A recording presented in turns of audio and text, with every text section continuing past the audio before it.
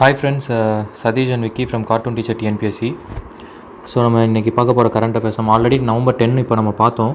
So இப்போ 11 இன்றைக்கி முடிச்சிடலாம். ஸோ 12 வந்து ப்ராசஸில் இருக்குது. அது நான் மார்னிங் வந்து முடிச்சு கொடுத்துறேன். அது ஸோ பார்க்கலாமா விக்கி? ஹலோ பார்க்கலாம்ல? ஓகே. ஸோ ஃபஸ்ட்டு பாரு, டெத்து. நம்ம மீதி டாபிக்ஸ், அதாவது இம்பார்ட்டண்ட் டேட்ஸு, அவார்ட்ஸு அதெல்லாம் எதுவும் இல்லை. ஸோ ஃபஸ்ட்டு வந்து டெத்து. சயீப் எராக்கத் அப்படின்னு ஒருத்தர் இருக்கார். சார் யாருன்னா பாலஸ்தீனியன் சீஃப் நெகோஷியேட்டர்னு சொல்கிறாங்க. என்னென்னா அது ஆக்சுவலி இந்த பாலஸ்தீனியன்ற இஷ்யூ வந்து பார்த்தோன்னா இது ப்ராப்பராக இது ஒரு கண்ட்ரின்ற மாதிரி இன்னும் ரெகக்னைஸ் பண்ணலை. ஒரு பார்ஷியலி ரெகக்னைஸ்டு ஸ்டேட்டில் தான் இருக்குது பாலஸ்தீனியன்னு. சரியா? யுனைடெட் நேஷனில் அரௌண்ட் 150 மெம்பர்ஸ் அக்செப்ட் பண்ணிக்கிட்டாங்கன்னு நினைக்கிறேன். ஸோ அந்த மெம்பர் கவுண்டிங் அது விட்டுறது அவ்வளோ இம்பார்ட்டன்ட் கிடையாது. பட் இப்போ கரண்ட் ஸ்டேட் படி இது வந்து ப்ராப்பராக ஒரு ஃபுல் ஃப்ளெஜ்டு ஸ்டேட்டு கிடையாது. சரியா? ஸோ இதில் வந்து இப்போ அவங்க எதை சொல்கிறாங்கன்னா ஜெருசலமை தான் வந்து அவங்க வந்து கேபிட்டலாக வச்சுருக்காங்க. ஸோ இப்போது இந்த இஸ்ரேலுக்கும் பாலஸ்தீனுக்கும் உள்ள கான்ஃப்ளிக்ட் ஒன்று இருந்துகிட்டே இருக்கும். அதுக்கு வந்து ரொம்ப வந்து அந்த கான்ஃப்ளிக்ட் ரிசால்வ் பண்ணுறதுக்காக ரொம்ப பாலஸ்தீன் சைட்லேருந்து பண்ணவர் தான் அவர். சரியா? எராக்கத்துங்கிறவர் அவர் தான். அவர் இப்போ இறந்துட்டார் ஆக்சுவலி. சரியா? அதே போல் 1990 ஒரு ரொம்ப ஓஸ்லோ அப்படின்னு சொல்லி ஒரு பீஸ் அக்கார்டு ஒன்று சைன் பண்ணியிருப்பாங்க. ஓஸ்லோன்னு சொல்லி. சரியா? OSLO Oslo. ஸோ 1990 சைன் பண்ணியிருப்பாங்க. அதில் ஒன் ஆஃப் த மெம்பர் இவர். சரியா? இறக்கத்து இவரும் சைன் பண்ணியிருப்பார் அதில். சரியா? ஸோ மெயின் டாபிக் உள்ள போயிடலாம். ஃபஸ்ட்டு வந்து இன்டர்நேஷ்னல் ரிலேஷன்ஸு. நம்ம இது ஆல்ரெடி October 1st வீக்லேயே நம்ம இது பார்த்தோம். அசர்பைஜானுக்கும் அர்மேனியாவுக்கும் நடுவில் நகோர்னோ கொராபக்குன்ற ஒரு ரீஜன் வந்து கான்ஃப்ளிக்டட் ரீஜன். அது ஆக்சுவலி அது என்னென்னா ஏரியா வைஸ் பார்த்தா இன்டர்நேஷ்னலி ரெகக்னைஸ் பண்ணது அது அசர்பைஜானுக்கு தான். ஆனால் அங்கே இருக்கக்கூடிய செப்பரேட்டிஸ்ட் யாருன்னா அர்மேனியன் செப்பரேட்டிஸ்ட் தான் அங்கே இருந்தாங்க. பட் இப்போ அங்கே சண்டை நடந்துட்டு இருந்தது இல்லையா? ஸோ கொஞ்சம் முன்னாடியே வந்து என்ன சொன்னாங்க, பீஸ்க்கு ஒத்துக்கிறேன்னு சொல்லிட்டு அர்மேனியா வந்தாங்க. ஸோ ரஷ்யா வந்து என்ன பண்ணுச்சு, மீடியேட்டராக இருந்து அதை வந்து சால்வ் பண்ணுச்சு. இப்போ என்ன பண்ணிட்டாங்க, இவங்க அந்த அசர்பைஜான் வந்து மிலிட்ரி அனுப்பிச்சு ஃபுல்லாக அந்த இடத்த கேப்சர் பண்ணிட்டாங்க. புரியுதா? முன்னாடி அசர்பைஜான் தான் அது ஆக்சுவலி வேர்ல்டு ரெகக்னைஸ் பண்ணுறது, அது அவங்களோட இடமா தான். பட் ஆனால் அங்கே இருந்தது பார்த்தீங்கன்னா ஃபுல்லாக அர்மேனியன் செப்பரேட்டிஸ்ட் தான் இருந்தாங்க. இப்போ இந்த கான்ஃப்ளிக்ட்டுக்கு அப்புறம் கம்ப்ளீட்டாக வந்து இப்போ அவங்க வந்து எடுத்துட்டாங்க அசர்பைஜான். சரியா? இப்போ ஒரு பீஸை சைன் பண்ணியிருக்காங்க. அது வந்து ரஷ்யாவை தான் மீடியேட்டராக இருந்து பீஸ் சைன் பண்ணியிருக்காங்க. சரியா? ஸோ அடுத்து பாரு, SCO summit, Shanghai cooperation summit. அது வந்து 20th சமிட் நடந்திருக்கு. யார் சேர் பண்ணியிருக்கா? ரஷ்யா தான் சேர் பண்ணியிருக்கு. விளாடிமிர் புட்டின் அவர் தான் வந்து பண்ணியிருக்காரு. ஹெட் ஆஃப் த ஸ்டேட் தான் இதை பார்ட்டிசிபேட் பண்ணியிருக்காங்க. நம்ம அக்டோபர் மிட்டில் கூட பார்த்தோம் இல்லையா? நம்ம வந்து அந்த ப்ராசிக்யூட்டர்ஸ் ஜென்ரல்லாம் நடந்ததில்ல ஒரு மீட்டிங்கு. ஸோ SCO ப்ராசிக்யூட்டர் ஜென்ரல் மீட்டிங்லாம் நடந்துச்சு. ஸோ அதில் யார் போயிருந்தால் நம்ம இதில் வந்து இது அடிஷ்னல் சாலிசிட்டர் ஜென்ரல் போயிருந்தார். சரி, அவர் போயிருந்தார். துஷர் மேட்டா அவர் போயிருந்தார். சாலிசிட்டர் ஜெனரல் துஷர் மேட்டா போயிருந்தார். ஏன்னா இவர் வந்து ஹெட் வந்து இவர் வேணுகோபால், அவர் தான் வேணுகோபால் தான் ஹெட்டு. ஸோ அந்த இது அட்டன் பண்ணது யார்? துஷர் மேட்டா அவர் தான் அட்டன் பண்ணியிருந்தார். சரி, அது விட்டுரு. பட் இப்போ இங்கே வந்து இதை அட்டன் பண்ணது யாருன்னா ஹெட் ஆஃப் த ஸ்டேட்டு. அந்த SCOவில் இருக்கக்கூடிய மெம்பர் கண்ட்ரீஸ்லாம் இருக்காங்க இல்லையா? அந்த மெம்பர்ஸில் இருக்கக்கூடிய ஹெட்டு பிரைம் மினிஸ்டர். இப்போ நம்ம இதில் யார் அஃபிஷியல் ஹெட்டு? பிரைம் மினிஸ்டர் தான். சரி, கவர்மெண்ட்டோட ஹெட் யார்? Prime minister. நாமினல் ஹெட் வந்து பிரசிடென்ட். பட் கவர்மெண்ட் ரெப்ரசென்ட் பண்ணுறது யார்? பிரைம் மினிஸ்டர் தானே. ஸோ அந்த மாதிரி எல்லா கண்ட்ரியோட லீடர்ஸும் அந்த இது வந்து அட்டன் பண்ணியிருக்காங்க.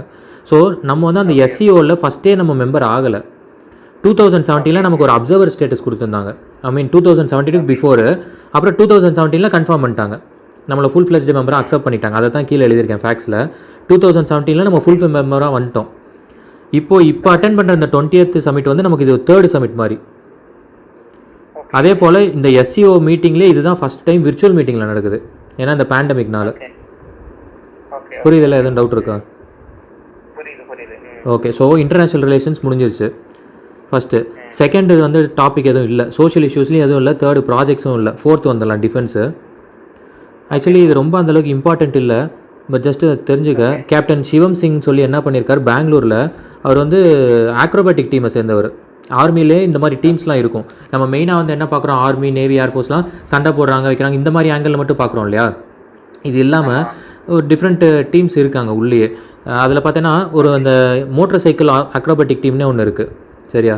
ஸோ அந்த டீம் வந்து என்ன பண்ணியிருக்காங்க, ஒரு கின்னஸ் ரெக்கார்ட் பண்ணணும்னு சொல்லி ஒரு லாங்கஸ்ட் டனல், அதில் வந்து ஃபயர் ஃபுல்லாக பாஸ் ஆகிட்டு இருக்கும், அது உள்ளே ட்ராவல் பண்ணுற மாதிரி வந்து வெளியே வர மாதிரி பண்ணணும்னு பண்ணியிருக்காரு. பட் அவர் வந்து அவர் மேலே ஃபயர் கேட்ச் ஆயிடுச்சு. சரியா? சரி, அது வந்து அது இன்சிடெண்ட்டில் எதுவும் பெருசாக சீரியஸாக எதுவும் ஆகலை. பட் அது வந்து ஃபயர் கேட்ச் ஆகி வந்துட்டார் கேப்டன் சிவம் சிங். இது கேட்க மாட்டாங்க, பட் இருந்தாலும் சரி திடீர்னு கேட்டுறக்கூடாதுங்கிறதுக்காக எழுதியிருக்கேன். சரியா, ஜஸ்ட்டு ரீடு மட்டும் பண்ணிக்கோ. கேப்டன் சிவன் சிங் அந்தளவுக்கு இம்பார்ட்டன்ட் கிடையாது இந்த கொஸ்டின். அடுத்து என்விரான்மெண்ட்டில் பாரு, இது கொஞ்சம் இம்பார்ட்டன்ட். என்னென்னா பக்ஜன் ஆயில் வெல் அப்படின்னு சொல்லி எங்கே இருக்குன்னா அசாமில் இருக்குது. அங்கே வந்து ஒரு 4 months ஃபயர் வந்து ப்ரோக் அவுட் ஆகிடுச்சு, இன்னும் அணையவே இல்லை. சரி, அது இன்னும் ஃபயரிங் அது ஆகிட்டே தான், எரிஞ்சிட்டே தான் இருக்குது. அதை ட்ரை பண்ணிகிட்டு இருக்காங்க, அது இன்னும் ஆகலை.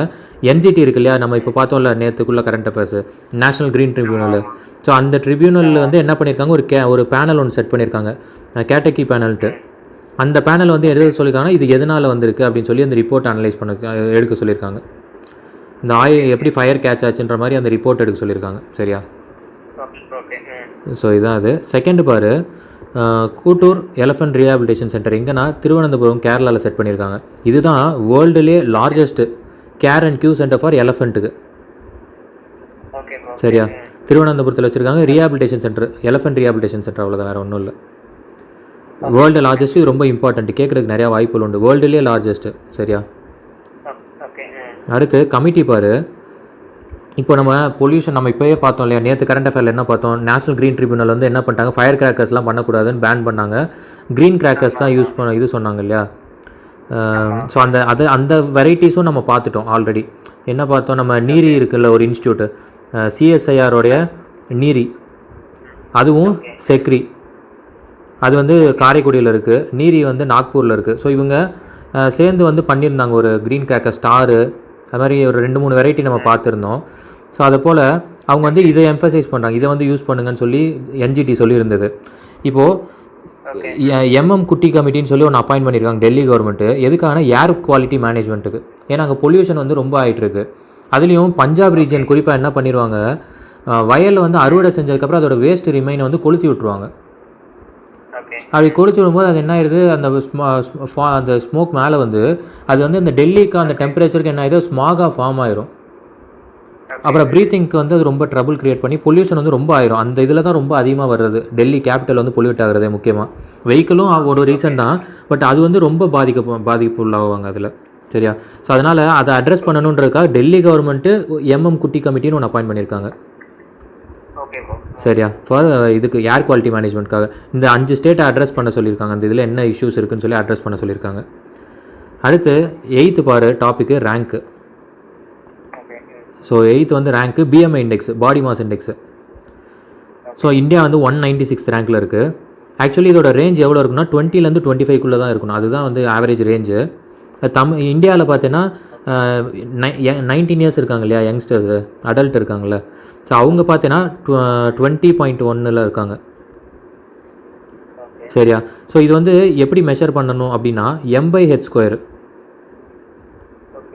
சரியா, அது வந்து என்னென்னா நம்ம வெயிட் இருக்குல்ல, வெயிட் வந்து ஸோ மெஷர்ட் இன் வெயிட்டு. சரியா, வெயிட் வந்து கிலோகிராமு, அதே போல் ஹைட்டை வந்து ஸ்கொயர் பண்ணிடணும். ஸோ அது வர வேல்யூ தான் வந்து பாடி மாஸ் இண்டெக்ஸு. அடுத்து சென்ட்ரல் விஸ்டா ப்ராஜெக்ட், பாலிட்டி போயிடலாம். ஸோ இந்த சென்ட்ரல் விஸ்டா தான் நேற்று தான் நம்ம பார்த்தோம். அது வந்து ஆக்சுவலி ட்ரையாங்கிள் ஷேப்பில் பில்ட் பண்ண போகிறாங்க பார்லிமெண்ட்டை. நம்ம ஆல்ரெடி வந்து சென்ட்ரல் விஸ்டாவில் நம்ம டீட்டெயில்டாகவே பார்த்துட்டோம். இப்போ கரண்ட்டாக எக்ஸிஸ்டிங்காக இருக்கிற டிசைனை கட்டினதே யார், டிசைன் கொடுத்தது ப்ரப்போசல் யாருன்னா Edwin Lutyens and Herbert Baker. சரியா, ஹெர்பர்ட் பாக்கர் இவங்க 2 பேர் தான் இந்த டிசைனே கொடுத்தாங்க. எப்போ 1912 to 1913. சரியா, ஸோ இவங்க தான் கொடுத்தாங்க. அதை நம்ம ஆல்ரெடி பார்த்துட்டோம் ஒரு 2 days பேக்கு. பட் இதில் என்னென்னா சென்ட்ரல் விஸ்டா ப்ராஜெக்ட்ஸ் பார்த்தோன்னா இதில் வந்து இது 1.5 times வந்து லார்ஜராக இருக்கான். புரியுதா, இப்போ இருக்கிறதோட 1.5 times லார்ஜராக இருக்கும் போது 4 floors இருக்க போகுது அதில். இதை வந்து 2022 இது 12 இல்லை, இது 22. சரியா, 2022 75th இண்டிபெண்டன்ஸ் டே வருது, அதில் அதுக்குள்ளே இனாக்ரேட் பண்ணணுன்றது தான் பிளான். ஸோ இப்போ இதில் கெப்பாசிட்டி பாரு, லோக்சபாவை பொறுத்த வரைக்கும் சீட்ஸ் 888 வரைக்கும் அக்காமடேட் பண்ணலாம் மெம்பர்ஸை. இப்போ 545 தானே மெம்பர்ஸு, ஆனால் 888 வரைக்கும் நம்மளால் அதை அக்காமடேட் பண்ண முடியும் லெவலுக்கு கெப்பாசிட்டி கொண்டு வந்திருக்காங்க. அடுத்து ராஜ்யசபா பாரு 384 வரைக்கும் கொண்டு வரலாம். சரி, இப்போது கரண்ட்டாக இப்போ இந்த டிசைன் இருக்கு இல்லையா, இதை வந்து ப்ரப்போஸ் பண்ண யாருன்னா பீமல் பட்டேல். இது ஹெச்சிபி டிசைன்றது ஒரு குஜராத்தில் இருக்கக்கூடிய ஒரு அகமதாபாத்தில் இருக்கக்கூடிய ஒரு கம்பெனி அது. ஸோ அவங்க தான் ப்ரப்போஸ் பண்ணியிருக்காங்க, இந்த டிசைன் இவங்க தான் பண்ணி கொடுத்துருக்காங்க. சரியா? ஸோ இதை வந்து நீ பாலிட்டி நோட்ஸில் எழுதிக்கோ. இது நம்ம அங்கே பார்த்துட்ருக்கோம் இல்லையா, அதில் பார்லிமெண்ட் ரெலவெண்ட்டாக எழுதிக்க. நம்ம நெக்ஸ்ட் வீக் அந்த டாபிக் கவர் பண்ணும்போது நம்ம டீட்டெயில் அட்ரஸ் பண்ணிக்கலாம். சரியா? ஸோ இதெல்லாம் அங்கே எழுதிக்கோ. கரண்ட் அஃபேர்ன்றனால படிச்சுட்டு விட்டுறாத. நம்ம பாலிட்டியில் இதெல்லாம் நோட் பண்ணணும் இந்த டாப்பிக்கு. ஸோ அடுத்து பாரு 15th ஃபினான்ஸ் கமிஷன். இது வந்து கான்ஸ்டியூஷனில் என்ன ஆர்டிகல் கேரண்டி பண்ணியிருக்குன்னா ஆர்டிகல் 280. சரி, அந்த ஆர்டிகல் 280 தான் ஃபினான்ஸ் கமிஷன் வந்து இது பண்ணியிருக்கு. இதோட சேர்மன் யாருன்னா NK சிங். இப்போ அப்பாயின்ட் பண்ணியிருக்க ஃபினான்ஸ் கமிஷன் வந்து 15th ஃபினான்ஸ் கமிஷன். சரியா? இதுக்கு முன்னாடி YV ரெட்டி இருந்தார். இப்போ வந்து NK சிங். இவர் வந்து என்ன பண்ணுவாங்க, இந்த கமிஷன் வந்து ரிப்போர்ட்டை வந்து பிரசிடென்ட்டு கொடுப்பாங்க. அப்புறம் பிரைம் மினிஸ்டர்கிட்ட போகும். அதுக்கப்புறம் பார்லிமெண்ட்டுக்கு வரும். பார்லிமெண்ட் வந்ததுக்கப்புறம் தான் பப்ளிக் டொமைனில் வந்து அட்ரஸில் வரும். இப்போ நம்மளே வந்து வாங்கணும்னா இப்போ வாங்க முடியாது. அது பார்லிமெண்ட்டில் சப்மிட் பண்ணதுக்கப்புறம் தான் இப்போ அது என்ன ரிப்போர்ட்டுன்னு நம்ம வாங்க முடியும். சரியா? ஸோ கமிஷன்லேருந்து பிரசிடென்ட்டுக்கு போகும். பிரசிடென்ட்லேருந்து பிரைம் மினிஸ்டர்லேருந்து பார்லிமெண்ட்டுக்கு வந்து இப்படி வரும். அடுத்து மெம்பர்ஸ் பாரு. ஒரு சேர்மன் பார்த்துட்டோம் இப்போ மேலே NK சிங்கு. இப்போ மெம்பர்ஸ் யாருன்னா அஜய் நாராயண் ஜா, அனூப் சிங், அசோக் லாரி, ரமேஷ் சந்த். ஸோ என்ன டைட்டில் கொடுத்துருக்காங்கன்னா ஃபினான்ஸ் கமிஷன் இன் கோவிட் டைம்ஸு. இதான் இப்போ டைட்டில் கொடுத்துருக்காங்க. பட் லாஸ்ட் இயர் வந்து ஒரு ரிப்போர்ட் கொடுத்துருந்தாங்க. அப்பயே என்ன சொல்லியிருந்தாங்கன்னா யூஸ்வலாக 5 இயர்ஸ்க்கு ரிப்போர்ட் கொடுப்பாங்க. பட் போன டைம் என்ன சொல்லிட்டாங்கன்னா 5 இயர்ஸ் கொடுக்க முடியாது. ஏன் அப்படின்னா டிமானிட்டைசேஷன் பண்ணியிருக்காங்க. ஸோ ஜிஎஸ்டிலாம் இன்ட்ரடியூஸ் பண்ணியிருக்காங்க. அதனால் நம்ம 5 இயர்ஸாக நேரவாக நம்ம ப்ரிடிக்ட் பண்ண முடியாது. ஸோ அதனால் எவ்ரி இயர் பண்ணிக்கலாம் அப்படின்னு சொல்லி போன வருஷம் ஒரு இன்ட்ரீம் ரிப்போர்ட் கொடுத்தாங்க. அதில் வந்து என்ன பண்ணியிருக்காங்க, ஸ்டேட்டோட ஷேர் வந்து 42% கொடுக்க வேண்டியதை வந்து குறைச்சி 41ன்னு மாற்றிட்டாங்க.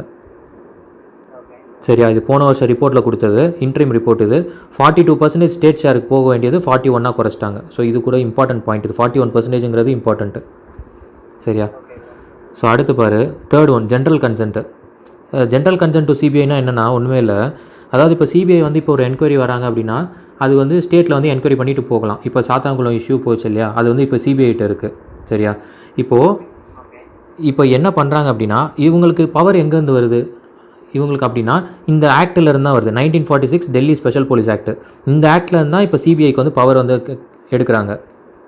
இப்போது இதுலேயே பாரு செக்ஷன் 6ன்னு ஒன்று இந்த ஆக்டில் செக்ஷன் 6 இருக்குது. என்ன சொல்லுதுன்னா அந்த section the state government can withdraw the general consent accord அப்படிங்கிறாங்க. இப்போ என்ன ஆகிட்டுருக்கு, சில ஸ்டேட் வந்து அவங்கள ஸ்டேட்டுக்கு அகெயின்ஸ்டாகவே சில என்கொயரி வருதுன்னு வச்சுக்கேன். இப்போ அவங்க என்ன பண்ணிடுறாங்க, டக்குன்னு வந்து இந்த ஜென்ரல் கன்சென்ட்டை எடுத்துட்டா அப்போ என்ன ஆகும் அப்படின்னா சிபிஐ வந்து ஃபஸ்ட்டு ஸ்டேட் கவர்மெண்ட்டை பெர்மிஷன் வாங்கணும். பெர்மிஷன் வாங்கிட்டு தான் ஸ்டேட்டுக்குள்ளே வந்து என்கொயரி பண்ண முடியும். சரியா? இப்போ இந்த ஜென்ரல் கன்சென்ட் இல்லைன்னா டேரெக்டாக அவங்க பாட்டு வருவாங்க, என்கொயரி பண்ணுவாங்க, போயிடுவாங்க. அப்படி இருக்கும்.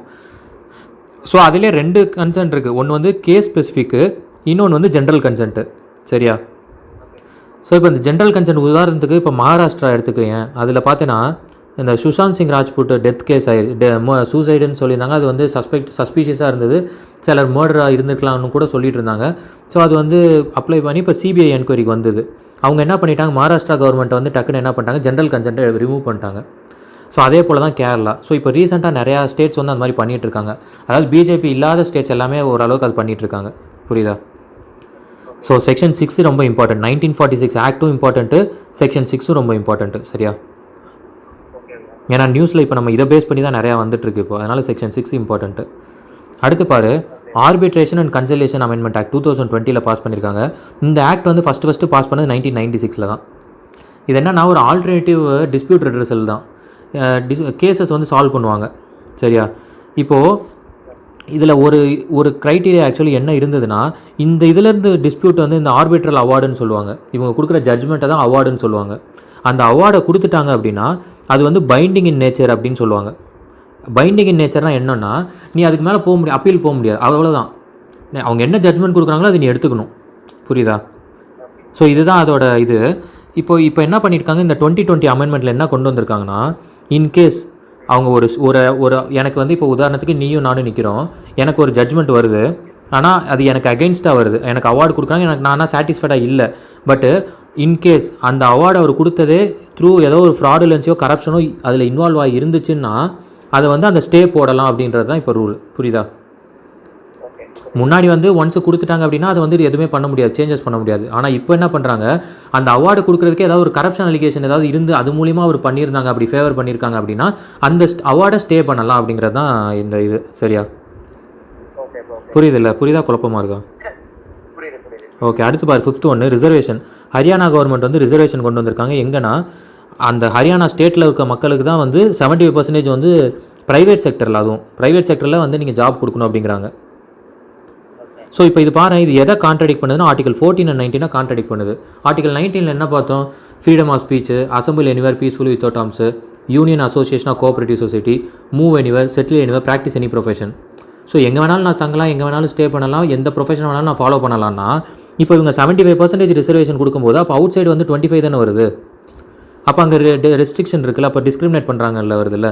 ஸோ அப்போ இவங்க கொடுத்துருக்க இந்த ப்ரொவிஷன் வந்து கான்ட்ராடிக்ட் ஆகுதுங்கிறனால இந்த பில்லு வந்து என்ன ஆகுனா பிரசிடென்ட் கிட்ட தான் அசென்ட்டுக்கு போகும். சரியா? இப்போ இந்த பில்லு பிரசிடென்ட் கிட்ட அசென்ட் ஆகி வந்துச்சுன்னா தான் இதை வந்து ஆக்டாக மாறும், இல்லாட்டினா இது வந்து ஆக்ட் ஆகாது. புரியுதா? அடுத்து பாரு யூஎன்எஸ்சி. யூஎன்எஸ்சினா என்னென்னா United nation security council. So இந்த கவுன்சிலில் மொத்தம் வந்து 5 பெர்மனன்ட் மெம்பர்ஸ் அண்ட் 10 நான் பெர்மனன்ட் மெம்பர்ஸ் இருக்காங்க. இப்போ இந்த 10 நான் பெர்மனன்ட் மெம்பர்ஸில் இந்தியா வந்து 2021 ஸ்டார்ட் பண்ண போகுது. சரியா? ஆல்ரெடி பெர்மனன்ட் மெம்பர்ஷிப்பே வந்து இன்க்ரீஸ் பண்ணணும்னு சொல்லி பிரேசில், நம்ம, ஜப்பான் கேட்டுட்ருக்கோம். சரி, அதுக்கு வந்து அந்த 5 பெர்மனன்ட் மெம்பர்ஸில் 4 பேரும் ஓகே சொல்லிட்டாங்க. பட் சைனா மட்டும் இன்னும் ஓகே சொல்லலை. சரி, அதில் 5 பேர் ஓகே சொன்னால் மட்டும்தான் எந்த பில்லாக இருந்தாலும் பாஸ் பண்ண முடியும், இல்லாட்டினா பாஸ் ஆகாது. இதில் மெஜாரிட்டிலாம் பண்ண முடியாது. இதில் 5 பேரும் ஓகே சொல்லணும், அப்படின்னா தான் பாஸ் ஆகும் எந்த டிசிஷனாக இருந்தாலும். சரியா? ஸோ அதனால் யுனைடெட் நேஷன் செக்யூரிட்டி கவுன்சிலில் நம்ம நான் பெர்மனன்ட் மெம்பர்ஸில் நம்ம 21 ஸ்டார்ட் பண்ண போகிறோம். அடுத்து நேற்று கரண்ட் அஃபேரில் பாரு, நம்ம ரிசர்வேஷன் வந்து யாருக்கு கேட்டிருக்காங்கன்னா குஜர்ஸ் கம்யூனிட்டி வந்து என்ன 5% ரிசர்வேஷன் இன் எம்பிசியில் கேட்டிருந்தாங்கன்னு சொல்லி பார்த்தோம் இல்லையா. ஸோ இப்போ அவங்க கேட்டோன்னே இப்போ வந்து ஜாட் கம்யூனிட்டியும் முஸ்லீம்ஸும் கேட்குறாங்க ராஜஸ்தானில். சரி, அவங்களும் கேட்க ஆரம்பிச்சிட்டாங்க, கோரிக்கை வைக்க ஆரம்பிச்சிட்டாங்க. ஸோ அதனால் எடுத்துருக்கேன், இது ராஜஸ்தானில் தான் இப்போ இந்த இஷ்யூ நடந்துகிட்ருக்கு. சரியா? ஸோ அடுத்து பாரு ஸ்போர்ட்ஸில் கிரிக்கெட்டில் டி நடராஜன், சேலமை சேர்ந்தவர், சின்னப்பம்பட்டி அங்கேருந்து சேர்ந்தவர். இப்போ ஐபிஎல் ஹைதராபாத்தில் இருந்தார். இப்போ வந்து ஆஸ்திரேலியா சீரீஸ்க்கு வந்து பார்ட்டிசிபேட் பண்ண போக டீமில் செலக்ட் ஆகி போகிறாப்புல. சரியா? ஸோ அடுத்து பாரு, இப்போ T20 எங்கே நடக்க போகுது? ஆஸ்திரேலியாவில் மொத்தம் 4 match, Adelaide, Melbourne, Sydney and Brisbane 4 இடத்துல இது பண்ணுறாங்க. சரியா? ஸோ அவ்வளோதான் கிரிக்கெட்டில் மொத்தம். இது கொஞ்சம் இம்பார்ட்டன்ட், நம்ம தமிழ்நாட்டுக்காரங்கிறனால மேபி ஏன்னா நியூஸில் ரொம்ப அடிக்கடி வராரு. ஸோ அதனால் வர்றதுக்கு வாய்ப்புகள் உண்டு. சரியா? அடுத்து பாரு ஸ்பேஸு. நம்மளோட ஸ்பேஸ் பார்த்தோம் பார்த்தியா லாஸ்ட் வீக்கு, என்னது PSLV C49. அதில் என்ன பண்ணோம், 10 சேட்டிலைட்ஸ் அனுப்பிச்சோம். அதில் 1 வந்து நம்மளோடது, 9 வந்து அவுட் சைடு மற்ற கண்ட்ரிஸோடது. இப்போ சைனாவும் என்ன பண்ணியிருக்கு, லாங் மார்ச் 6ன்னு ஒன்று லான்ச் பண்ணியிருக்காங்க. அதில் மொத்தம் 13 சேட்டிலைட்டு. அதில் பார்த்தீங்கன்னா 10 சேட்டிலைட் அர்ஜென்டினாவை மட்டுமே உள்ளது. சரியா? அடுத்து பாரு FRBன்னு ஃபாஸ்ட் ரேடியோ பர்ஸ்ட் அப்படின்னு சொல்லி சொல்கிறாங்க ஒரு டேர்மை. இது வந்து இது ரேடியோ வேவ்ஸ் வந்து டிடெக்ட் பண்ணியிருக்காங்க. எங்கன்னா யூஎஸ்ஏவும் கனடாவும் டிடெக்ட் பண்ணியிருக்கு. சரியா? அது வந்து டிஃபெக்டட் இல்லை, டிடெக்டடு. சரி, அது டிடெக்டட்னு போட்டுக்கோ, DT அது. சரியா? டிடெக்டடு எங்கன்னா இந்த மில்கி வேல இருக்குன்னு சொல்லி டிடெக்ட் பண்ணுறாங்க. அதுக்கு என்ன நேம் வச்சுருக்காங்கன்னா FRR 200428 இதுக்கு நேம் வச்சுருக்காங்க. இது எப்படி வருது, எதனால் காசு ஆகுதுன்னா முக்கிய காரணமே வந்து நியூட்ரான் ஸ்டார் அப்படின்றாங்க. இந்த நியூட்ரான் ஸ்டார்னால் என்னது அப்படின்னா, ஒரு பெரிய ஸ்டார் இருக்குன்னு வச்சுக்கேன், அது ஏதோ ஒரு ப்ராசஸ் மூலிமா அது கொலிஷன் ஆகி வரக்கூடிய அந்த ரிமைனிங் பார்ட்ஸ் இருக்குல்ல, அதெல்லாம் சேர்ந்து ஒரு மாதிரி அக்யூமுலேட் ஆகும். சரியா? ஸோ அப்படி வர்றது தான் அந்த நியூட்ரான் ஸ்டார். அந்த நியூட்ரான் ஸ்டார் தான் one of the neutron star தான் மேக்னெட்டாருங்கிறாங்க. இந்த மேக்னெட்டர் தான் இந்த FRB எமிட் பண்ணியிருக்கு அப்படிங்கிற மாதிரி சொல்கிறாங்க. சரியா? So fast radio burst FRB. So அடுத்து பாரு 13th science and tech. So science and டெக்கில் இன்றைக்கி கொஞ்சம் நிறையா இருக்குது. சரியா? ஸோ அது எல்லாமே கொஞ்சம் இம்பார்ட்டண்ட் இன்றைக்கி. ஸோ யூஎஸ்ஏல இப்போ என்ன ஆயிடுச்சு, நம்ம பார்த்தோம், இப்போ நவம்பர் 10 கரண்ட் அஃபேரில் பார்த்தோம் இல்லையா. ஜோ பைடன் வந்து பிரசிடெண்ட்டாக செலக்ட் ஆகிருக்காரு. வைஸ் பிரசிடென்ட் வந்து கமலா ஹாரிஸ். அவர் வந்தோடனே என்ன பண்ணிட்டாரு, COVID-19 டாஸ்க் ஃபோர்ஸ்னு ஒன்று செட்டப் பண்ணுறாரு. அந்த ஃபோர்ஸில் மொத்தம் 13 மெம்பர்ஸ் இருக்காங்க. சரியா? அதில் 3 ஹெட் இருக்காங்க. ஒன்று வந்து Vivek Murthy, David Kessler and Marcella Nunez Smith. இதில் விவேக் மூர்த்திங்கிறவர் கர்நாடகாவை சேர்ந்தவர். சரியா? இந்தியன் ஆரிஜின், கர்நாடகாவை சேர்ந்தவர். அவர் வந்து 19th சர்ஜன் ஜெனரலாக இருந்திருக்காரு. சரியா? இதில் இன்னொன்று முக்கியமாக, இப்போ நம்ம 3 ஹெட்டு தானே பார்த்தோம், மீதி உள்ள மெம்பர்ஸில் ஒருத்தவங்க பார்த்தீங்கன்னா செலின் கவுண்டர்னு சொல்லி இவங்க தமிழ்நாட்டை சேர்ந்தவங்க. சரியா? ஸோ இவங்க இருக்காங்க அந்த இதில். ஸோ 2 இந்தியன்ஸ் இருக்காங்க அந்த கமிட்டிக்குள்ளேயே, டாஸ்க் ஃபோர்ஸ்லேயே, ஜோ பைடனோட டாஸ்க் ஃபோர்ஸ். சரியா? அடுத்து ஃபைசர் பார்த்தீங்கன்னா, ஃபைசர் வந்து COVID-19 வேக்சின் வந்து டெஸ்ட் பண்ணியிருக்காங்க. 90% வந்து எஃபெக்டிவாக இருக்குது அப்படிங்கிறாங்க. இவங்க அனௌன்ஸ் பண்ணதில் பார்த்தீங்கன்னா நிறையா பிஸ்னஸ் வந்து ஸ்டாக் மார்க்கெட்டில் நிறையா டவுன் போயிடுச்சு, லாஸ் ஆயிருக்கு. ஸோ ஃபைசர் அனௌன்ஸ் பண்ணியிருக்காங்க இந்த மாதிரி COVID-19 வேக்சின் 90% சக்ஸஸ்ஃபுல்லாக இருக்குன்னு சொல்லியிருக்காங்க. ஸோ வர்றதுக்கு கொஞ்சம் டைம் எடுக்கும், பட்டு ஓரளவுக்கு ஆல்மோஸ்ட் வர மாதிரி பாசிபிலிட்டிஸ் இருக்குது, கிடச்சிரும் அப்படிங்கிற மாதிரி தான் இருக்குது. அடுத்து பாரு, இந்த பேண்டமிக்ஸில் யார் சொல்கிறா அப்படின்னா இந்த IPSESங்கிறவங்க தான் சொல்கிறாங்க. அவங்க யார் அப்படின்னா inter governmental science policy platform on biodiversity and ecosystem. இது வந்து 2012 எஸ்டாப்ளிஷ் பண்ணுறாங்க. எங்கே இருக்குது அப்படின்னா பான், ஜெர்மனியில். இவங்க வந்து என்ன சொல்கிறாங்க அப்படின்னா இந்த கடந்த வருஷத்தில் அந்த செஞ்சுரியில் மொத்தம் 6 இம்பார்ட்டண்ட் பேண்டமிக் இருந்திருக்கு அப்படிங்கிறாங்க. அதில் 1918 நம்ம இன்ஃப்ளூயன்ஸா பேண்டமிக் வந்திருக்கோம். அந்த இன்ஃப்ளூயன்ஸா அந்த டைம் அந்த பேண்டமிக் ஆல்சோ கால்டு ஸ்பானிஷ் ஃப்ளூன்னு சொல்லுவாங்க அது, சரியா? ஸோ அந்த 1918 வந்தது வந்து ஸ்பானிஷ் ஃப்ளூன்னு சொல்லுவாங்க. ஸோ அது இல்லாமல் வேறு என்னென்னலாம் இம்பார்ட்டண்ட்டாக வந்துச்சு அப்படின்னா HIV, SARS, COVID-19. இப்போ ஃபேஸ் பண்ணிகிட்டு இருக்கு COVID-19. ஸோ லாஸ்ட் செஞ்சுரியில் இந்த 3மே ரொம்ப இம்பார்ட்டண்ட். HIV, SARS, COVID-19 பெரிய தாக்கத்தை உருவாக்கியிருக்கு, சரியா? அதை யார் சொல்லியிருக்காங்கன்னா இந்த பாடி தான் சொல்லியிருக்காங்க. இந்த IPSES இந்த பாடி தான் சொல்லியிருக்கு. அடுத்து பாரு, 4th DMAF, data maturity assessment frame. So இது வந்து ஹவுசிங் அண்ட் அர்பன் அஃபேர்ஸ் தான் கொண்டு வந்திருக்காங்க. மெயினாக வந்து சிட்டிஸோட டேட்டாஸ் எல்லாம் மெயின்டைன் பண்ணுறது தான், வேறு ஒன்றும் இல்லை, சரியா? இது அந்தளவுக்கு ஒன்றும் இம்பார்ட்டன்ட் இல்லை இது, இந்த கொஸ்டின் ஜஸ்ட்டு அப்ரிவேஷன் மட்டும் பார்த்துக்க. சம்டைம்ஸ் அப்ரிவேஷன் கேட்டுருவாங்க, அதனால் எழுதிருக்கேன். இது கொஸ்டினாக வராது, பட் அப்ரிவேஷன் மட்டும் கேட்பாங்க. Data maturity assessment frame work, அவ்வளோதான். அடுத்து பார், டிசீஸு. ஆக்சுவலி இந்த கொஸ்டின் வரதுக்கு நிறையா அதாவது பயாலஜியில் கொஸ்டினாக கரண்ட் அஃபேராக வராது, பட் பயாலஜியில் கொஸ்டினாக வரதுக்கு வாய்ப்புகள் உண்டு, சரி? அது வந்து லெய்ஷ்மேனியா டோனோவானி அப்படின்னு சொல்கிறாங்க. இது வந்து சயின்டிஃபிக் நேமு.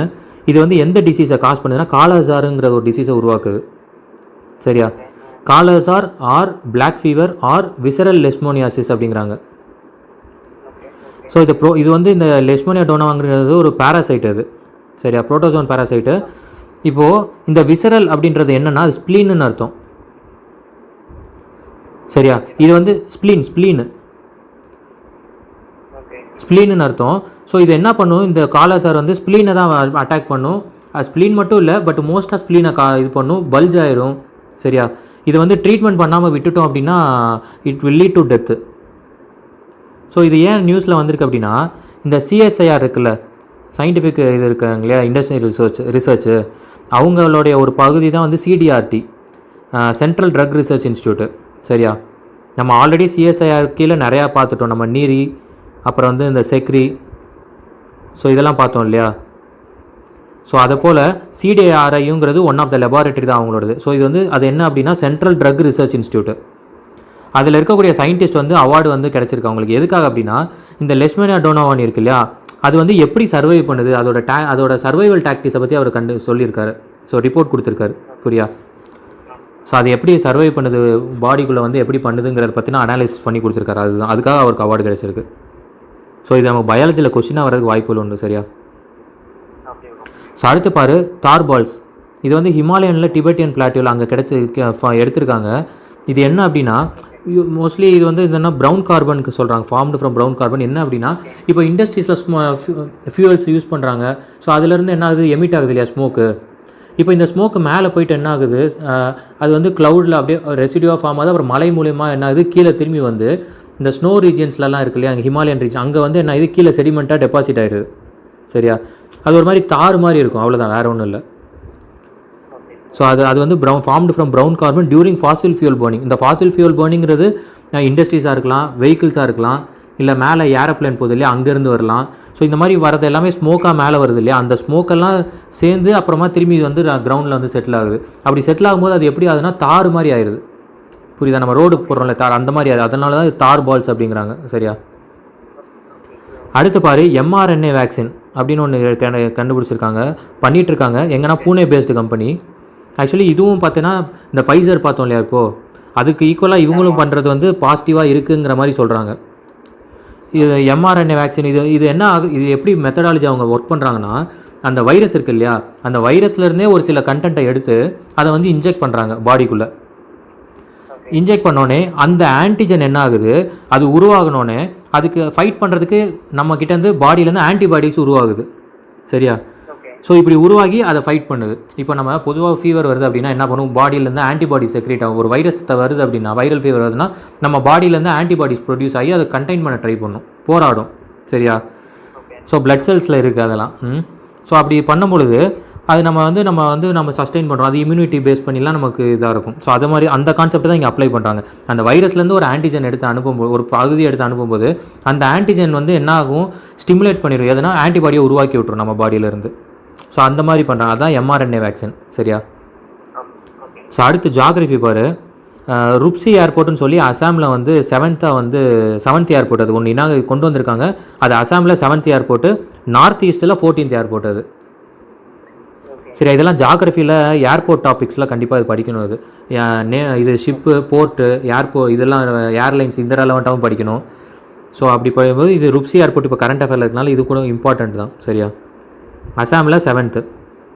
இன்னொன்று 15th பாரு, மிஸ்லீனியஸில் 360 டிகிரி விர்ச்சுவல் ரியாலிட்டி ஒரு செட்டப் ஒன்று ரெடி பண்ணுறாங்க. இது என்ன அப்படின்னா, ஒரு சின்ன டோம் மாதிரி அதுக்குள்ளே அப்படியே நீ உள்ளே போய்க்கலாம். சரியா? இது எங்கே பண்ணியிருக்காங்கன்னா காந்தி தர்ஷன் ராஜ்கட் டெல்லியில். சரியா? ராஜ்கட் டெல்லியில் இருக்குது. இது என்னென்னா அப்படியே நீ உள்ளே அந்த ரூம்குள்ளே போயிட்டேன்னா சுற்றி பார்த்தா அப்படியே 360 டிகிரியில் உனக்கு பார்த்தீங்கன்னா அந்த ஒரு விர்ச்சுவல் ரியாலிட்டி அப்படியே நீ ஒரு ஸ்க்ரீன் மாதிரி ப்ளே ஆகிட்டே இருக்கும். புரியுதா? ஸோ ஒரு சர்க்குலர் டோம்குள்ளே நீ அப்படியே ஒரு இதுக்குள்ளே போகிற மாதிரி இருக்கும். ஒரு குடிசை மாதிரி நினச்சிக்கேன். அது ஒரு சர்க்குலர் டோமாக இருந்தால் எப்படி இருக்கும், அது உள்ளே போகிற மாதிரி. ஸோ அங்கே போனால் உனக்கு உள்ளே ஃபுல்லாக ஸ்க்ரீன்ஸாக இருக்கும். விர்ச்சுவல் ரியாலிட்டியில் நீ அப்படியே அந்த இதை வியூ பண்ணலாம். அதுதான், வேறு ஒன்றும் இல்லை. ஸோ அடுத்து பாரு, 16th டாபிக் தமிழ்நாடு. ஸோ இது அந்தளவுக்கு இம்பார்ட்டன்ட் இல்லை இந்த ஃபஸ்ட்டு கொஸ்டின். பட் இருந்தாலும் ஜஸ்ட் தெரிஞ்சுக்க. அங்கே டெல்லியில் ஒரு 8th தமிழ் ஸ்கூல் ஒன்று எஸ்டாப்ளிஷ் பண்ணியிருக்காங்க. யார் பண்ணியிருக்கா அப்படின்னா Delhi Tamil education association, DTEA அப்படின்னு சொல்லுவாங்க.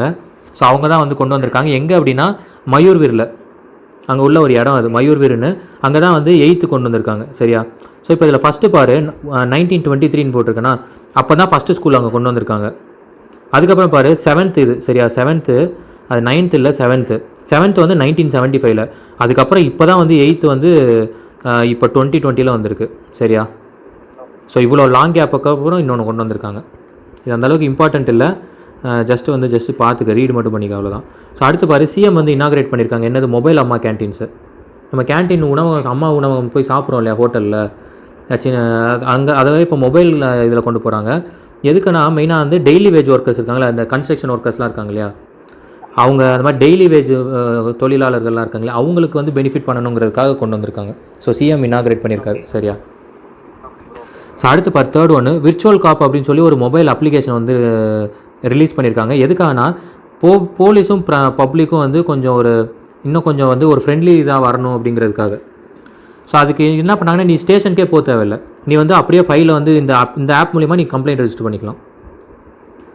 எல்லா கேஸும் கிடையாது, பேசிக் கேசஸ், டிராஃபிக் வயலேஷன்ஸு, இல்லைன்னா சின்ன சின்ன பெட்டி கேசஸ். சரியா? ரொம்ப பெரிய பெரிய கேசஸ்லாம் நம்ம டேரெக்டாக போக வேண்டியிருக்கும். பட் இதில் ஆல்மோஸ்ட் ஒரு half of the issue solve பண்ணிடுற மாதிரி ஒரு இது இருக்குது. புரியுதா? ஸோ அடுத்து இன்கேஸ் இப்போ ஏதாவது உனக்கு ஸ்ட்ரீட்டில் ஏதாவது ஒரு பிரச்சனை நடக்குதுன்னு தெரிஞ்சால் நீ இது யூஸ் பண்ணிக்கலாம், அப்படி கூட அந்த மாதிரி.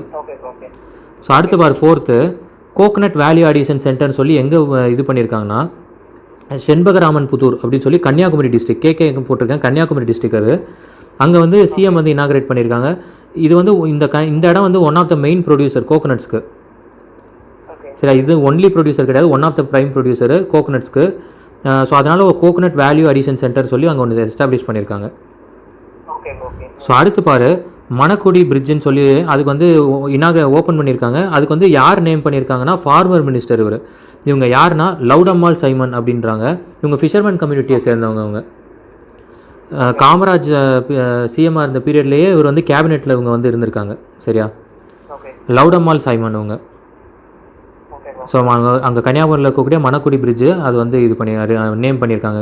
சிஎம் தான் அவர் அங்கே போய் இனாக்ரேட் பண்ணிட்டு வந்திருக்காங்க. சரியா? சரியா? ஸோ அவ்வளோதான். இன்றைக்கி கொஞ்சம் நிறையா தான் இருக்குது இன்றைக்கி கரண்ட் அஃபேர்ஸு. ஸோ பட் நிறையா சயின்ஸ் அண்ட் டெக்கை விட்டுறாது, அது ரொம்ப இம்பார்ட்டண்ட்டு. பாலிட்டியும் விட்டுறாது, அதுவும் கொஞ்சம் ரொம்ப இம்பார்ட்டண்ட்டு. சரியா? ஸோ இன்றைக்கி எல்லாமே படிச்சிரு. ஏதாவது டவுட் இருந்தால் சொல்லு, நம்ம நாளைக்கு அதை டிஸ்கஸ் பண்ணலாம். ஸோ நாளைக்கு நம்ம November 12 கரண்ட் அஃபேர் பார்த்துடலாம். பாலிட்டி நம்ம அந்த சீரிஸ் பெண்டிங் இருக்கு இல்லையா, அதை நம்ம அப்படியே கண்டினியூ பண்ண ஆரம்பிச்சிடலாம். சரியா? ஓகேப்பா, சரி படி, நம்ம நாளைக்கு பேசலாம்.